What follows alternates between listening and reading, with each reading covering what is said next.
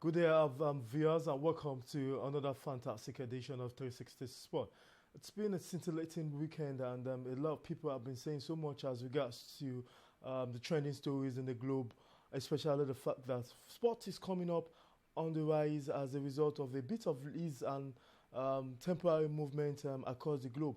We all know that there's still so much to do as regards to the sport industry in Nigeria. But just one of the days ago, we found out that the winners of the 10-kilometer race of the 2020 Access Bank Lagos City Marathon were presented with a car prize. Interesting to know that a 13-year-old VERA, all the way from Plateau State, was part of the winners of this particular cars. There were two car prizes.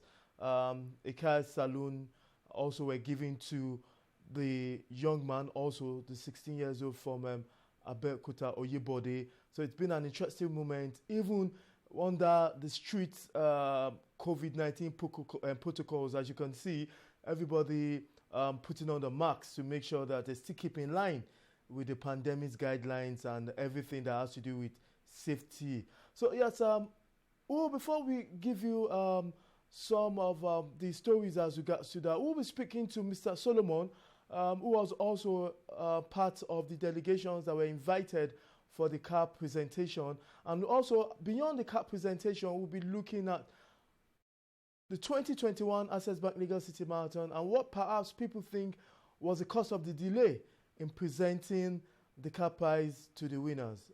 Mr. Solomon? Okay, Mr. Solomon, it's good to have you on TV360. Thank you so much, Mudashiru, for having me.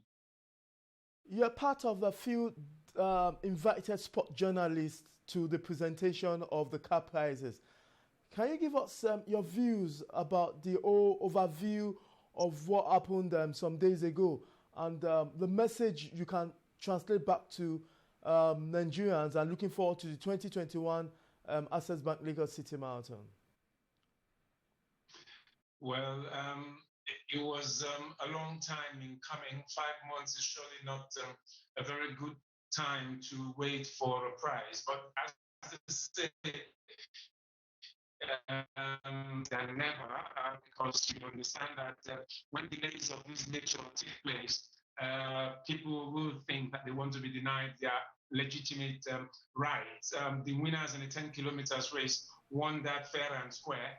13-year-old VERA DAVON, Johanna DAVON from Jos in Plateau State, and Sunday Oyebode from Abeokuta, 17-year-old boy. So you can imagine when the prize didn't come for 5 months, what they would have been thinking about. But of course, I think that we need to commend you particularly because for 5 months when people were waiting for their prizes, not just the winners in the 10-kilometer race,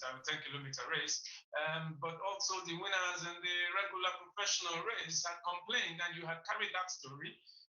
That they hadn't received their money. Probably that report you did was also a spur to the organizers to try to quickly put this together for their credibility purposes, because when that story went online, and when that story hit town, of course, you know that World Athletics would also be interested because people cannot come and run and then not get their prizes. So it was a good job you did there, and it's a good response by the organizers to quickly put this together and give these people their money. But of course, you know, the organizers have talked about, there were certain protocols that needed to have been followed before these prizes were given out, and that they are not usually given out instantly because there are certain documentations that have to be done.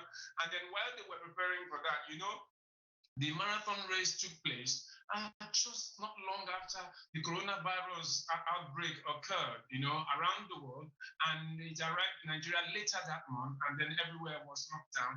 And so that was that's a permissible excuse because there was lockdown, the banks were not open, and so that could have affected the reason as well, and that could have affected the handover of these prizes to the winners.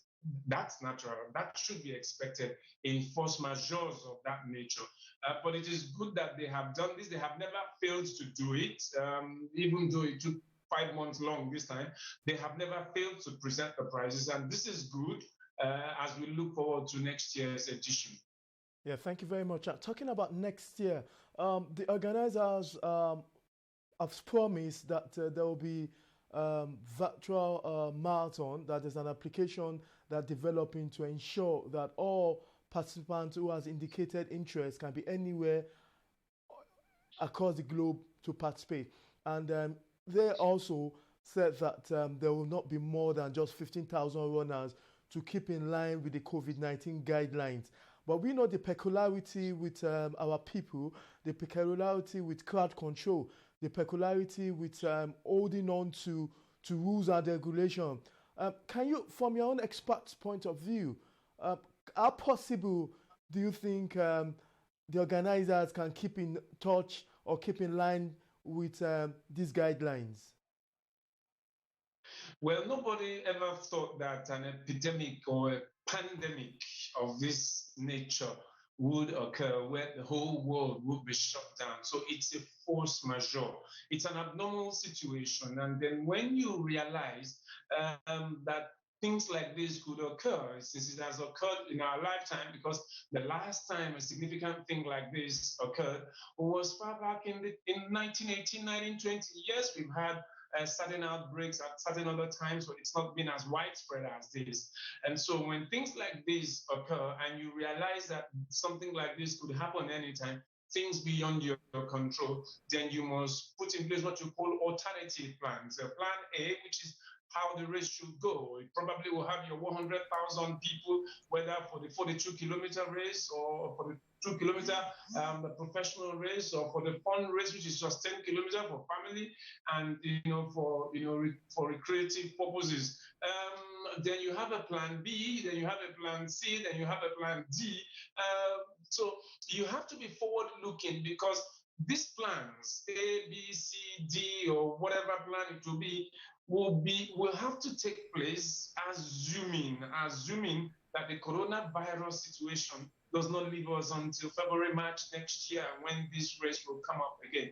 We are all hoping that the coronavirus thing will leave the ground, and then we'll be free to go back to our normal lives again by February, March next year. But if that does not happen, and it does not, go away as quickly as we hope that it will occur, then the organizers are thinking forward. What do we have to do? What do we have to do to ensure that we don't have to cancel the race? They have models in the Olympics, in Wimbledon, in football. They have seen the way they have handled the events. They have learned from all of this. So we need to begin to think now. We need to begin to invent ideas or mechanisms to ensure that, okay, this race that is just about 5 years old does not just stop just there because there's a pandemic.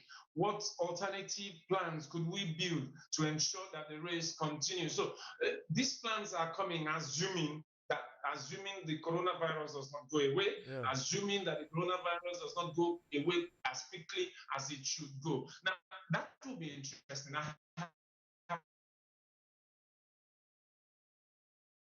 Okay. Not races, so how do you determine the winner of all of that? I haven't seen that before, so it will be interesting to see that the Lagos City Marathon will probably be setting the pace for a whole lot of other marathons in the world to do this sort of thing. Now, don't forget as well that the marathon, as young as it is one of the quickest marathon races in the world to have moved from bronze level to silver level, and it wants to see if it can get to the gold level as quickly as possible. Now, that's a huge challenge. If they can sustain this, that'll be fine. If they bring in this innovation, that will also add a lot to the Lagos City Marathon. It's reputed as well as being the marathon with the flattest course in the world, and it's good for world timing and all of that. So let's see how it develops. I'm interested. I would like to see how this develops, how they do this. Okay. Interesting, and I'm sure not just only you, Solomon, the whole world, we want to see how virtual marathon will tends to be. We've seen virtual games, esports going on. We've seen how technology has changed the whole globe as regards to the pandemic. Yet, we're going to quick break, Solomon. We want to give our viewers an opportunity to see what the car presentation to the 13 years old VERA and also the 17 years old Oyebode Sunday looks like, and how we could able to continue with our sport regardless to the pandemic. So now, right now, we want to see that the headquarters where we have Nilayo Sport Management, the organizers of the Access Bank Lagos City Marathon.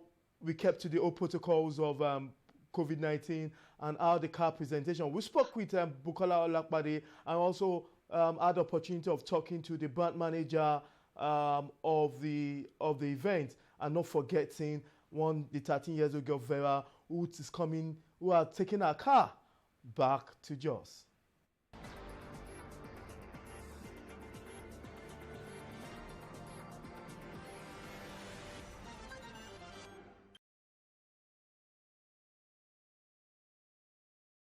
Thank God because when I win the race, I first thank God, and I thank my coach, and I thank the people that organized this competition. I win this race. My next target is to come and do more than I do this year. Two significant factors to it. The first being that we must give out the cars to the winners.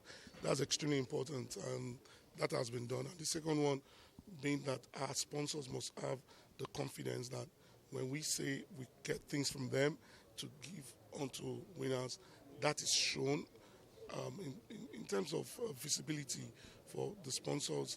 And in this case, Kia, it was extremely important for Kia to see that these cars are given out, and that's why we've done both.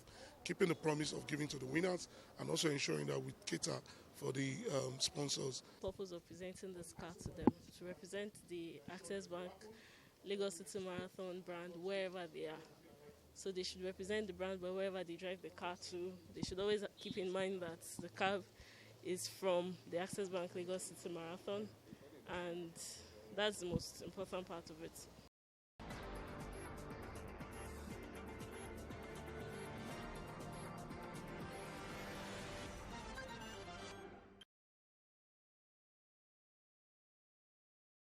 It's something, it's impossible to combine talent and education together.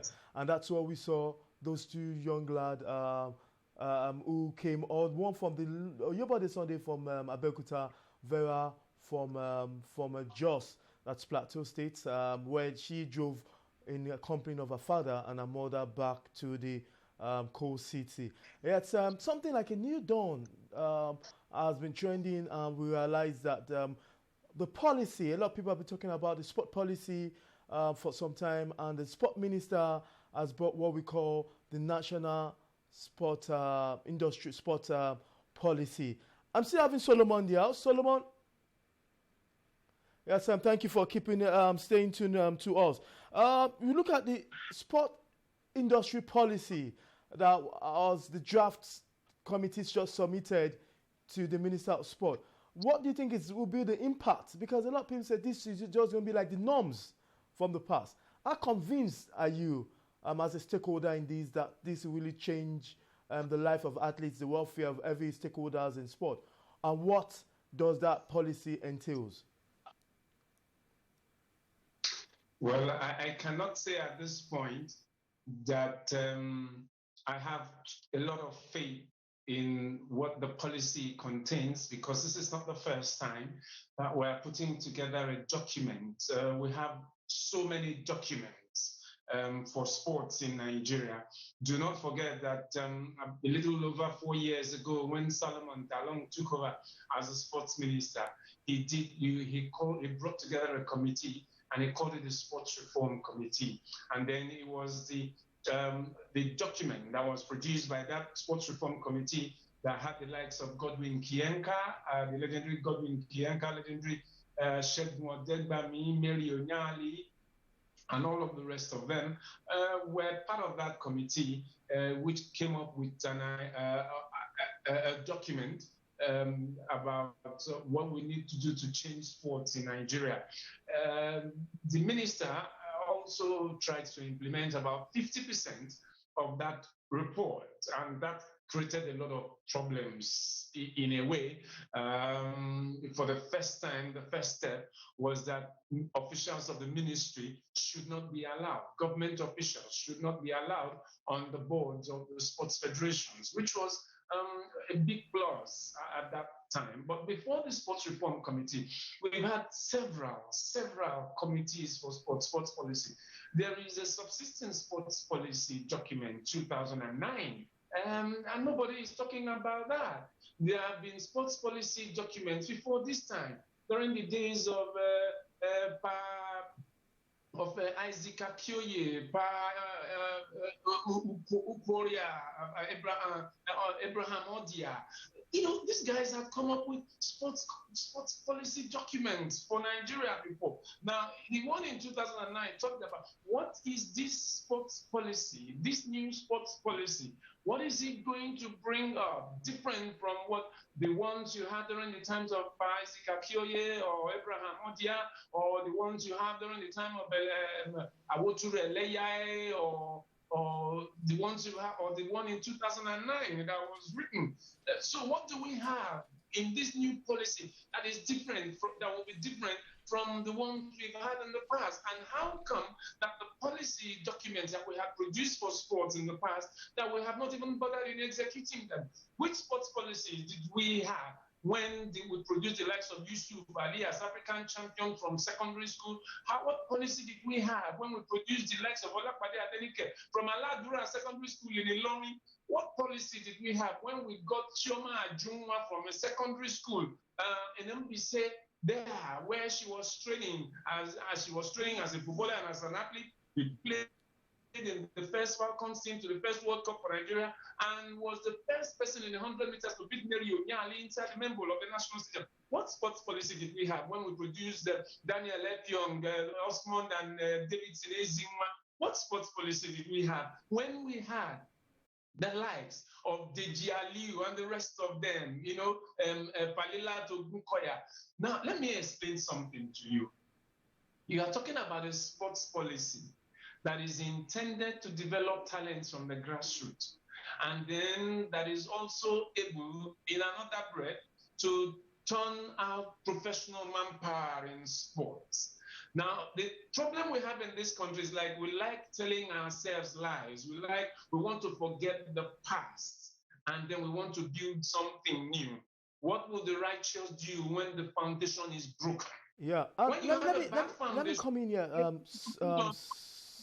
Solomon. When you lose your bearing, it is that you go back to where you lost the bearing.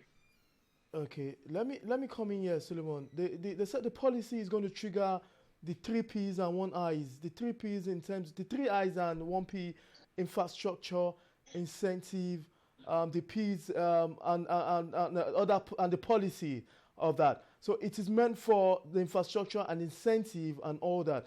Do you think these areas have been lacking in the past before now? That's the area of infrastructure, incentive. I don't know what they are talking about, infrastructure and incentive. There is no state in Nigeria at the moment that does not have a semblance of infrastructure. There is no state in Nigeria at the moment. The thing is this: the most important thing about Nigerian sports.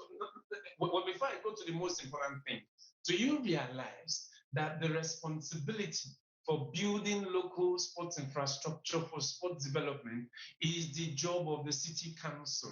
It's the job of the local government. It's not the job of the federal government. If you come up with a policy, this thing has to trickle down to the local government. So you go to London, for instance, it is the London City Council that built the London Olympic Stadium that is now used by West Ham United. When you go to Manchester, it is the Manchester City Council that built the Etihad Stadium that is used by Manchester City today, because it was used to host the Commonwealth Games in 2002.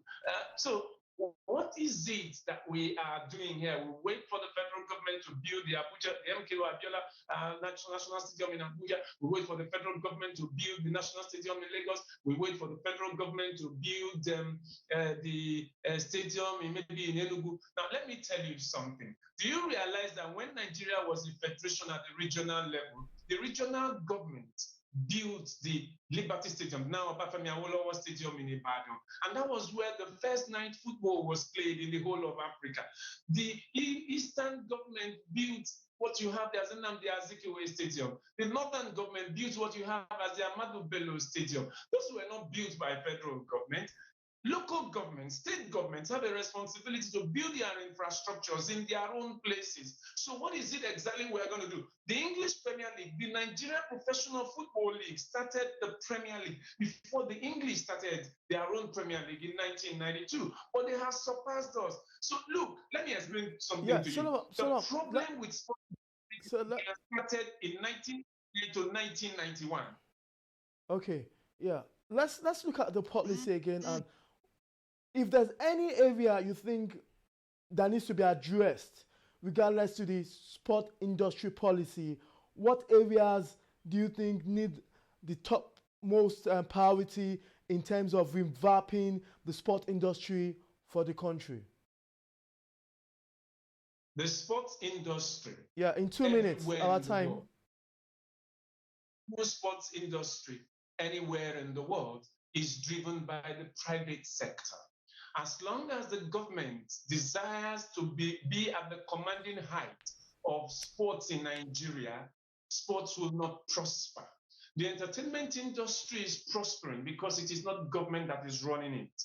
The movie industry is sub-industry is prospering because it is not government that drives it. You can see that the businessmen are driving the movie industry themselves, the music industry where the Two-Face and the other guys are reigning there, the P-Square Boys and the rest of them, Olamide and Co. It's not government. If you want sports to grow, you need the private sector. The Professional Football League, for instance, should not have government clubs in it. In Ghana, there is not a single government club in football, and the Ghanaian league is prospering. Now, I hear some people are trying to start a private football league, and what do you get? Some people in the NFL don't want that to happen. In AFN is even making some progress because AFN is allowing private people to run sports, to run athletics. That's why you have Nilayo doing what he's doing with the marathon and Lagos State government. So we need to decentralize. We need government to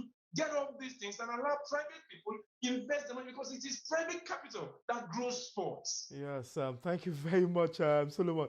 It's a bit not time being on our side today. I want to say a big thank you, Solomon, when being part of this. Hope when we call back on you next time, you give us more of your wide range experience in the world of sport. Thank you very much for having me. Thank you very much, and I'm sure, thank you very much, Solomon. Yes, it's another, still on 360 Sport. We just spoke with Solomon, a reputable sport journalist here in Lagos, and he gave us his own insightful analysis on the sport industry policy, that if sports should grow, then it should just leave the hands of the government. But let's not forget, some are saying it's still a new dawn to the sport industry in Nigeria as the draft committee submitted the final report on the sports industry policy that the sport minister, Sunday Dare, said is ready to change the infrastructure, the investment and incentive arms of this industry, and not forgetting the private involvement. Yet, this is all we could take on this wonderful segment of 360 Sport. Same time next week, We will also, as usual, be giving you trending stories across the globe. Let's not forget, if you're just joining us, we started with the much awaited, after 5 months of car presentation by Access Bank to the winners. And it's all over that a 13-year-old girl, VERA, from Plateau State, won one of the prizes. And 17-year-old Oyebode Sunday from Abeokuta won one of the 2 cars. Yet I say bye from now. I hope next time, stay tuned. And just don't forget, all our social media platforms, the discussion continues. Like I do say, at the end of every program, enjoy the rest of your day. Bye for now.